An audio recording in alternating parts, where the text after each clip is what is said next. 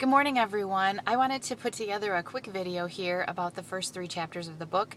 I like to do this each week. I think it personalizes the course, and I've had some really good feedback on it. I just want to highlight a few things.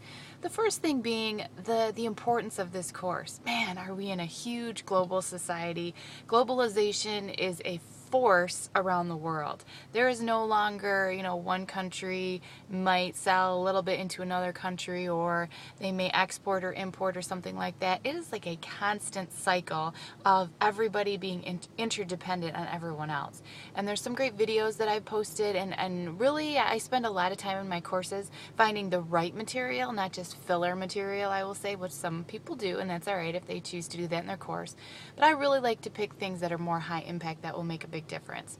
So I want to go into, the first chapter here. We're talking about culture.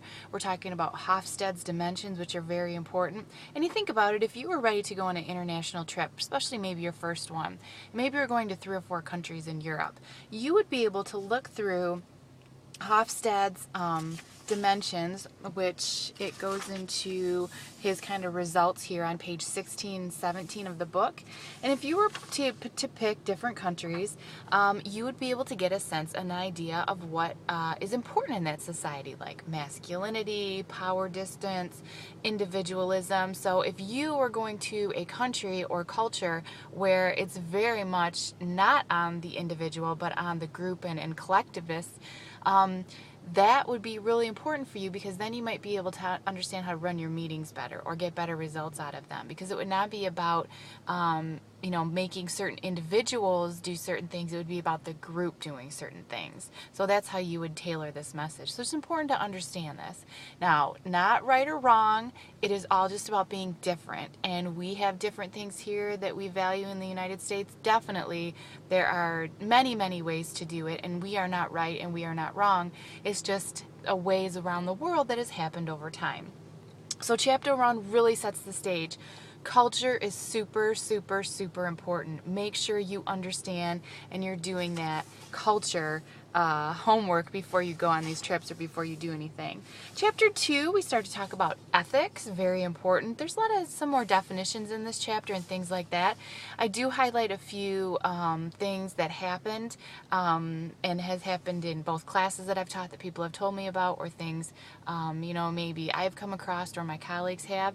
But you think about this, sometime in your career you will probably be challenged ethically, and you are going to have to make a decision, and you're going to need to know the rules of your organization. Obviously there's legal issues to it, but you really need to understand lots of different things to get that really ethical piece in there. So that's a great chapter, which every company around the world has to deal with ethical and legal issues.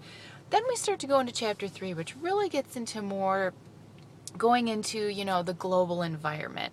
So first we're going to look at the domestic environment. So you need to understand your home country.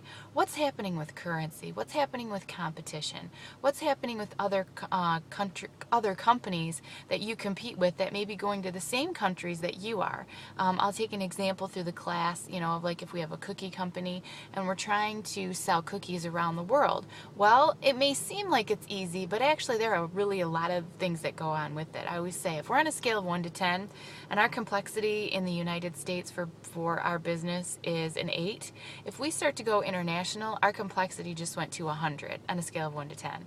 Okay, we have to think about legal issues, hiring issues, language, time zone, cultural, who to hire, when to hire, expenses, how do we import, how do we export, working with the government, laws.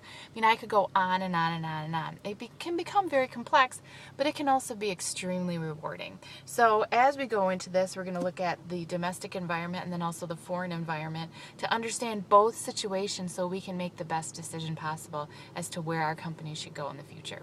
All right, thank you. Look forward to it. Talk to you later. Bye-bye.